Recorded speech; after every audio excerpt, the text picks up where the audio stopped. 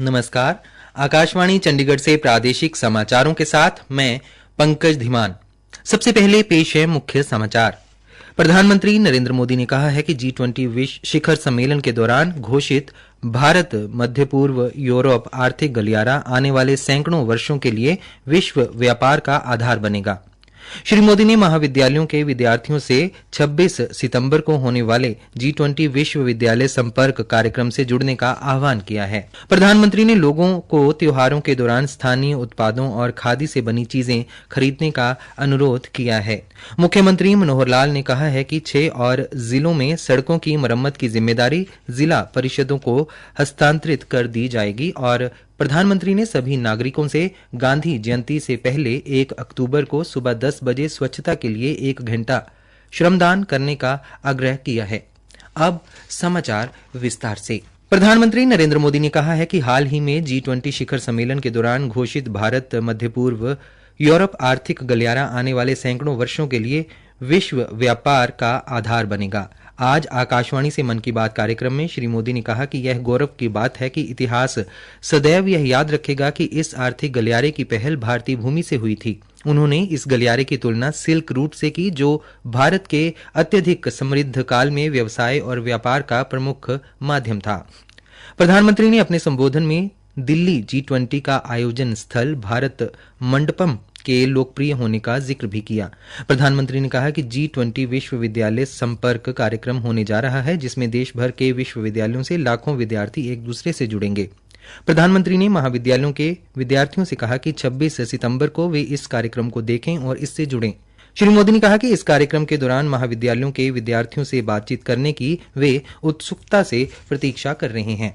श्री मोदी ने रोजगार सृजन में पर्यटन के योगदान पर जिक्र करते हुए कहा, पर्यटन का एक बहुत बड़ा पहलू रोजगार से जुड़ा है। कहते हैं सबसे कम इन्वेस्टमेंट में सबसे ज्यादा रोजगार अगर कोई सेक्टर पैदा करता है तो वो टूरिज्म सेक्टर ही है। टूरिज्म सेक्टर को बढ़ाने में किसी भी देश के लिए गुडविल, उसके प्रति आकर्षण बहुत मैटर करता है और G20 के सफल आयोजन के बाद दुनिया के लोगों का इंटरेस्ट भारत में और बढ़ गया है। साथियों, G20 में 1 लाख से ज्यादा डेलीगेट्स भारत आए। वो यहाँ की विविधता, अलग अलग परंपराएं, भांति भांति का खान पान और हमारी धरोहरों से परिचित हुए। यहाँ आने वाले डेलीगेट्स अपने साथ जो शानदार अनुभव लेकर गए हैं, उससे टूरिज्म का और विस्तार होगा। प्रधानमंत्री ने प्रसन्नता व्यक्त करते हुए कहा कि भारत में विश्व विरासत स्थलों की संख्या लगातार बढ़ रही है, जो अब 42 हो गई है। उन्होंने कहा कि भारत यह सुनिश्चित करने का प्रयास कर रहा है कि ज्यादा से ज्यादा ऐतिहासिक और सांस्कृतिक स्थलों को विश्व विरासत स्थलों की सूची में शामिल किया जाए। चंद्रयान 3 का चंद्रमा पर उतरने का जिक्र करते हुए प्रधानमंत्री ने कहा कि इस ऐतिहासिक घटना को 80 लाख से अधिक लोगों ने इसरो के YouTube लाइव चैनल पर देखा, जो अपने आप में एक कीर्तिमान है।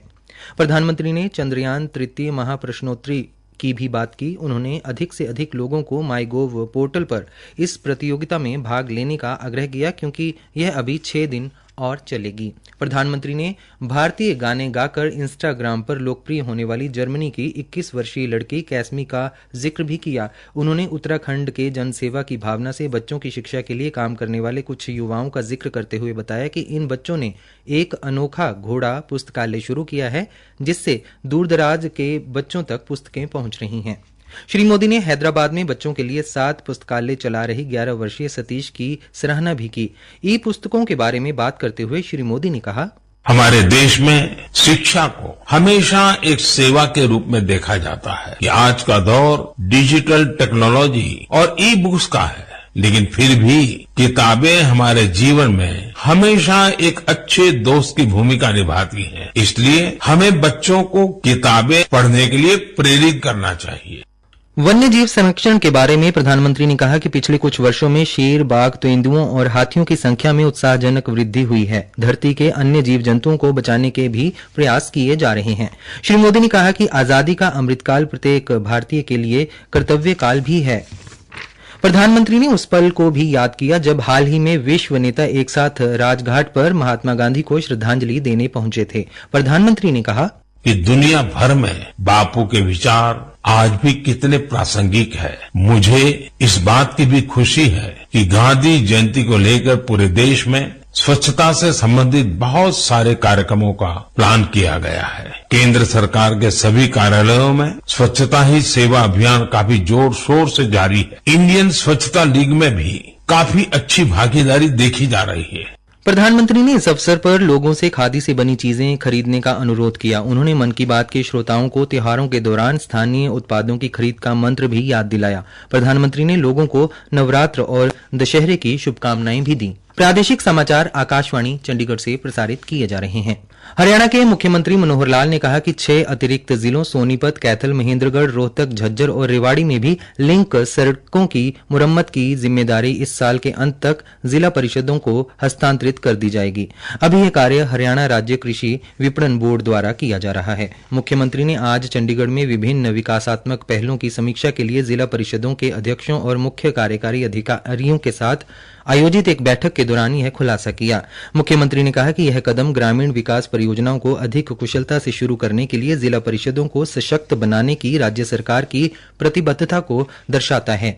मुख्यमंत्री ने जिला परिषदों के मुख्य कार्यकारी अधिकारियों को 30 सितंबर तक 5000 या उससे अधिक आबादी वाले गांवों में फिरनियों को पक्का करने के लिए निविदा प्रक्रिया शुरू करने के निर्देश भी दिए। प्रधानमंत्री नरेंद्र मोदी ने सभी नागरिकों से 1 अक्टूबर को सुबह 10 बजे स्वच्छता के लिए 1 घंटे के लिए श्रमदान करने का आग्रह किया है। उन्होंने कहा कि नागरिकों द्वारा सामूहिक रूप से किया जाने वाला यह श्रमदान महात्मा गांधी को उनकी जयंती की पूर्व संध्या पर स्वच्छांजलि होगी। आज मन की बात के 105वें संस्करण में प्रधानमंत्री ने स्वच्छता ही सेवा अभियान पर बोलते हुए कहा कि सभी 1 अक्टूबर को चलाई जाने वाली स्वच्छता मुहिम में अपने गली मोहल्लों, पार्क, नदी आदि की सफाई कर अपना योगदान दें।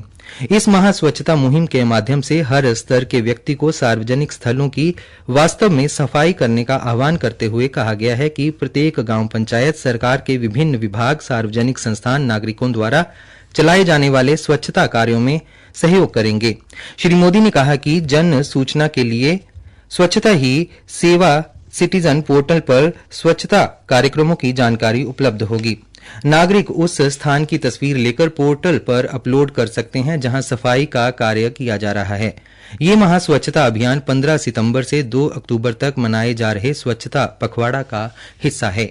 आज कैथल में महिला एवं बाल विकास राज्य मंत्री कमलेश ढांडा ने भारतीय जनता पार्टी के कार्यकर्ताओं और आम लोगों के साथ मन की बात कार्यक्रम सुना। इसके बाद राज्य मंत्री ने आमजन से स्वयं सहायता समूह से लेकर स्वरोजगार चला रहे लोगों के उत्पादों की खरीद को प्राथमिकता देने का आह्वान किया।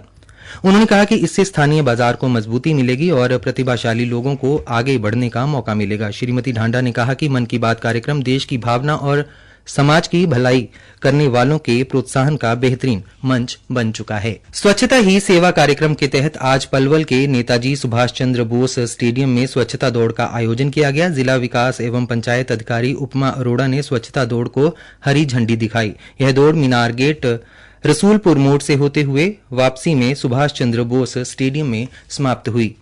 रोहतक में 14 से 23 सितंबर तक आयोजित राष्ट्रीय मुक्केबाजी प्रतियोगिता में भिवानी के गांव पालूवास निवासी आकाश तंवर ने स्वर्ण पदक हासिल किया। आज आकाश तंवर का गांव पहुंचने पर गांववासियों द्वारा भव्य स्वागत किया गया। कुरुक्षेत्र के लाडवा कस्बे की रमिता जिंदल ने चीन में चल रही एशियन चैंपियनशिप में 10 metre air rifle team event में रजत पदक और 10 मीटर व्यक्तिगत एयर राइफल मुकाबले में कांस्य पदक हासिल किया है। मुख्य समाचार एक बार फिर। प्रधानमंत्री नरेंद्र मोदी ने कहा है कि G20 शिखर सम्मेलन के दौरान घोषित भारत मध्य पूर्व यूरोप आर्थिक गलियारा आने वाले सैकड़ों वर्षों के लिए विश्व व्यापार का आधार बनेगा। श्री मोदी ने महाविद्यालयों के विद्यार्थियों से 26 सितंबर को होने वाले G20 विश्वविद्यालय संपर्क कार्यक्रम से जुड़ने का आह्वान किया है। प्रधानमंत्री ने लोगों को त्योहारों के दौरान स्थानीय उत्पादों और खादी से बनी चीजें खरीदने का अनुरोध किया है। मुख्यमंत्री मनोहर लाल ने कहा है कि 6 और जिलों में सड़कों की मरम्मत की जिम्मेदारी जिला परिषदों को हस्तांतरित कर दी जाएगी। प्रादेशिक समाचार समाप्त हुए।